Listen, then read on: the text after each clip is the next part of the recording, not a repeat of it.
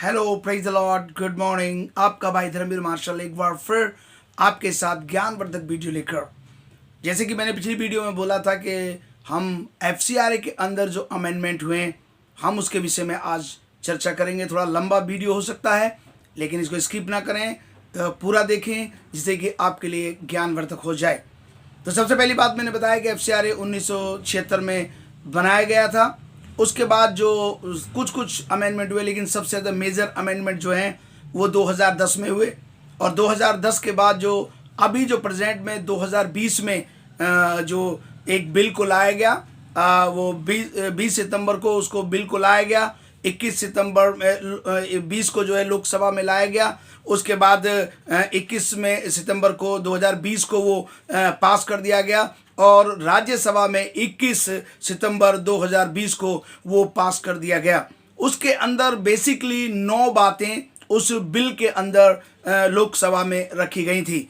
वो उनके अंदर मेजर जो चेंजिंग क्या थी वो मैं आपको बताऊंगा। इसलिए 2010 में जो अमेंडमेंट हुआ था, उस 2010 के अमेंडमेंट को फिर अमेंडमेंट किया गया वो 2020, यानी कि अब आप कह सकते हैं एफसीआरए एक्ट 2020। इससे पहले बोला जाता एफसीआरए एक्ट 1976, फिर बोला जाता था एफसीआरए एक्ट 2010 और अब बोला जाता है एफसीआरए एक्ट 2020। तो इसमें बेसिकली क्या क्या चेंजिंग करी है मैं आपको उस विषय में बता रहा हूँ। सबसे पहली बात है जो चेंजिंग जो करी है वो सेक्शन 3 को चेंज करा गया। एफसीआरए सेक्शन 3 में क्या था, केवल 3 चीज़ों को लिया गया था, जैसे कि एडिटर है और न्यूज़पेपर का है, क्या वो कोई पब्लिशर है या पॉलिटिकल कोई व्यक्ति है, वो एफसीआरए से प्रतिबंध किए गए थे। वो कोई भी व्यक्ति इस तरीके का एफसीआरए नहीं ले सकता। लेकिन 2020 में उसके अंदर पब्लिक सर्वेंट जोड़ दिया गया और कॉरपोरेशन जो गवर्नमेंट की जो कंपनीज हैं, जो गवर्नमेंट जिनको फंड कर दिए, जो जहाँ से लोग तनख्वाह लेते हैं, सैलरी लेते हैं, जो गवर्नमेंट जॉब कहलाता है, उन लोगों को भी इसमें प्रतिबंध कर दिया गया है। यानी सेक्शन 3 को जो है बदल दिया गया है। उसके अंदर जो पब्लिक जो सर्वेंट जो है उसको आईपीसी एक्ट के अंदर जो हमारी जो धारा है 21, उसी के अंदर इसको रखा गया। पब्लिक सर्वेंट किसको कहते हैं, जिसमें से जज होते हैं और जज के बाद जो गवर्नमेंट सर्वेंट होते हैं और जो बहुत सारे कंपनीज के जो गवर्नमेंट की कंपनीज है उसके अंदर काम करने वाले लोग होते हैं, और एडिटर, पब्लिशर, न्यूज़पेपर करने वाले, पॉलिटिशियन, राजनेता, इन सब को एफसीआरए से और गवर्नमेंट जो जिनको तनख्वाह मिलती है या गवर्नमेंट से जो है सैलरी ले रहे हैं, उन लोगों को इस में प्रतिबंधित किया गया है। यानी कि उनको एफसीआरए का किसी प्रकार का पैसा जो नहीं दिया जाएगा। उसके बाद जो है एक और सेक्शन 8 को जो बदला गया है। सेक्शन 8 में क्या है कि पहले एफसीआरए के अंदर 50% जो है आप एक्टिविटी में लगा सकते थे और 50% आप जो है एडमिनिस्ट्रेशन चार्ज लगाते थे। लेकिन इसमें अमेंडमेंट कर दिया गया है, अब 20% से ज़्यादा कोई भी एडमिनिस्ट्रेशन जो ऑफिस का एक्सपेंस नहीं दिखा सकता। बाकी 80% जो है वो एक्टिविटी में लगेगा, जो इसमें जो टीचर की सैलरी आती है और जो टीए डीए जो भी बाहर का आता है। लेकिन ऑफिस का जो एक्सपेंस था वो केवल 20% कर दिया गया है। और इस बात को लेकर बहुत सी संस्था चिंता में है। उन्होंने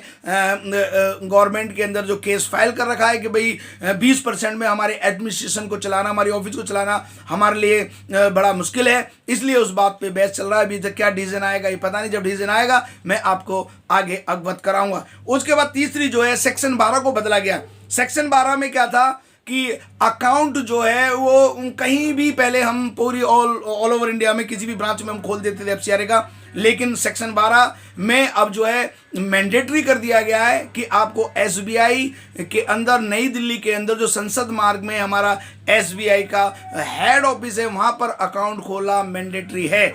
इससे पहले वहाँ पर अकाउंट जो है किसी भी बैंक में खोल देते थे और आराम से एफसीआरए का पैसा आता था। अब वहाँ पर एफसीआरए का सेल बना दिया गया है। पूरी ऑल ओवर इंडिया का एक एफसीआरए सेल अलग बना दिया है एसबीआई के अंदर। आप वहाँ जाइए, 4th फ्लोर में है एसबीआई के जो बैक डोर में एफसीआरए सेल है वहाँ पर चौथी फ्लोर में आप जाएंगे तो वहाँ पर ये ब्रांच है और वहाँ से ही जो है अकाउंट खोला जाएगा। इस प्रकार का बाकी ट्रांजैक्शन उसके लिए यूटिलाइजेशन अकाउंट आप दूसरे किसी भी बैंक में खोल सकते हैं, जिससे कि आप और उसका जितना भी पैसा है वो इसमें आएगा। इसके बाद आप यूटिलाइज अकाउंट के अनुसार उसको यूज कर लेंगे। सेक्शन 12 को बदला गया है। उसके बाद सेक्शन 12A में जो है थोड़ा सा और चेंजिंग करी गई है। पहले क्या था कि जो ऑफिस वेरियर होते थे या जो एफसीआरए जो चीफ फंक्शनरी होते थे या डायरेक्टर्स होते थे उनके आधार कार्ड की कोई मैंडेटरी नहीं थी।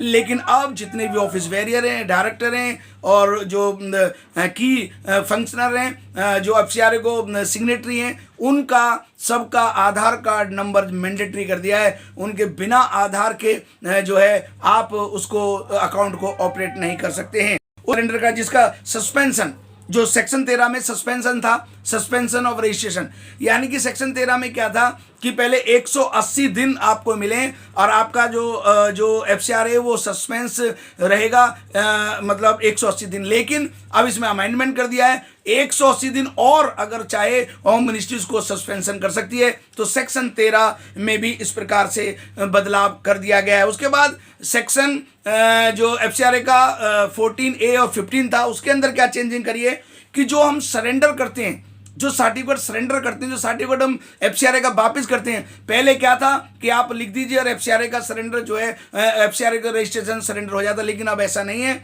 उसके लिए एक इंक्वायरी सेटअप होती है।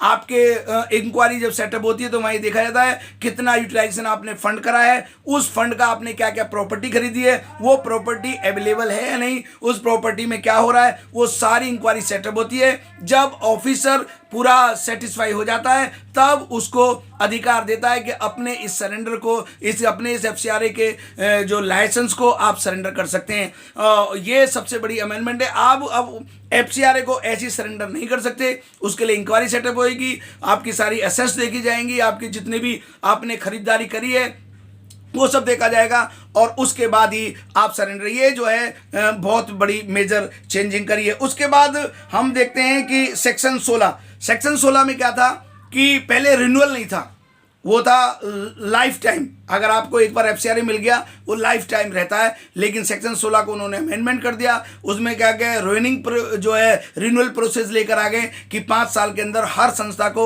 ये अपना जो एफसीआरए रिन्यूअल कराना कंपलसरी कर दिया है। तो सेक्शन 16 में भी हम जो है इस प्रकार से, और इसके अंदर भी रिन्यूअल के अंदर भी इंक्वायरी सेटअप्स हैं। आपकी सारी इंक्वायरी आएंगी, सारे ऑफिसर आपके अकाउंट को ऑडिट को देखेंगे, आपकी एक्टिविटी को देखेंगे और रिन्यूअल होगा या नहीं होगा वो उनके ऊपर डिपेंड करता है। आप कितना उनके सामने प्रेजेंटेशन करते हैं, एक्टिविटी प्रेजेंटेशन करते हैं, अकाउंट प्रेजेंटेशन करते हैं, ऑडिट प्रेजेंटेशन करते हैं और लोगों को अपनी एक्टिविटी कितनी दिखाते हैं, तब रिन्यूअल होने का ये सेक्शन 16 को भी बदल दिया गया है। उसके अंदर जो पॉइंट उन्होंने रखे हैं सेक्शन रिन्यूअल्स के लिए क्या है, एक तो उन्होंने रखा है कि किसी भी चीज़ के अंदर एक चीज़ उन्होंने पेश करी है, उसका वहाँ पर लिखा हुआ बेनामी, यानी कोई भी ऐसी आपके पास अकाउंट मिल रहा है जिसमें किसी का नाम नहीं है और वो पैसा आया है ना आपने एक्सपेंस करा है, वो बहुत सारा फंड वहाँ पर पड़ा है। दूसरी बात उन्होंने कम्युनल हरासमेंट या टेंशन, आपने कोई समाज के लिए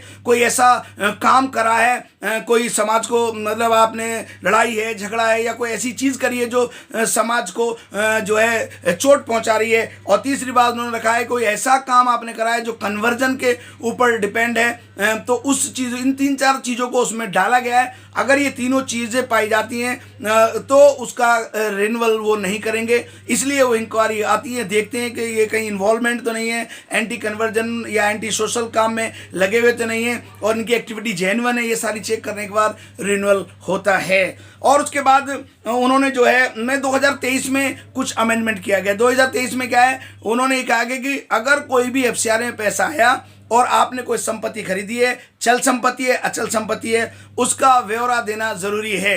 अगर आपने पहले क्या था, आपने एफसीआरए लिया, आपने कोई भी जमीन खरीद ली, उसमें कोई ब्यौरा देने की जरूरत नहीं थी। लेकिन अब 2023 में अमेंडमेंट कर दिया गया है कि भाई आपको जो भी आपने प्रॉपर्टी खरीदी है उसका भी आपको रिटर्न में बताना पड़ेगा कि ये प्रॉपर्टी हमने खरीदी है और ये है, चाहे वो अचल संपत्ति हो चाहे अचल संपत्ति हो। इसलिए मेरे चीज़ों ये भी 2023 में, और एक और इसमें क्या गया, जैसे जो FC1 के अंदर जो था कि कोई भी विदेश से कोई भी व्यक्ति किसी को रिलेटिव था वो पैसा देता तो 1 लाख रुपए तक जो था, लेकिन अब 10 लाख रुपए कर दिया है। वो एक फाइनेंशियल ईयर में जो अप्रैल से लेके मार्च तक चलता है उसके अंदर 10 लाख रुपए ले सकता है और 3 महीने के अंदर उसको जो है FCRA के अंदर रिटर्न में मेंशन कर सकता है। लेकिन पहले 1 लाख रुपए था। ये जो है रिलेटिव के लिए जो 2023 में उसको अमेंडमेंट किया गया है।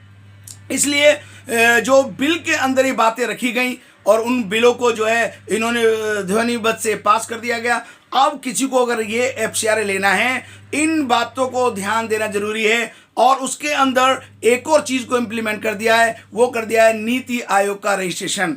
यानी कि नीति आयोग के अंदर यदि किसी भी NGO दर्पण के अंदर किसी का रजिस्ट्रेशन नहीं है, उनको भी FCRA नहीं मिलेगा। और उस NGO दर्पण के अंदर जितने भी आपके गवर्निंग बॉडी के मेंबर हैं या उसके अंदर रजिस्टर्ड मेंबर हैं, उन सब का पैन कार्ड, आधार कार्ड वहां पर रजिस्टर्ड होना चाहिए। ये भी उन्होंने मैंडेटरी कर दिया है। इसलिए जो भी कोई व्यक्ति अब 2023 के बाद FCRA के लिए अप्लाई करेगा, ये जो बातें हैं सोच कर करनी है। पहले आपको अकाउंट एक जो है SBI में खोल लेना है, नीति आयोग में अपना रजिस्ट्रेशन करना है, उससे NGO दर्पण की एक ID आपको मिल जाएगी, सारे लोगों को वहां पर रजिस्टर्ड करना है। और इस प्रकार, और जो भी व्यक्ति वहां खोलना चाहता है उन तीनों लोगों के SBI के अंदर अकाउंट होना कंपलसरी है। अगर आप कनॉट प्लेस के अंदर FCRA सेल के अंदर अकाउंट खोलना चाहते हैं तो तीनों जो लोग हैं वो तीनों के अकाउंट जो SBI में कहीं भी हों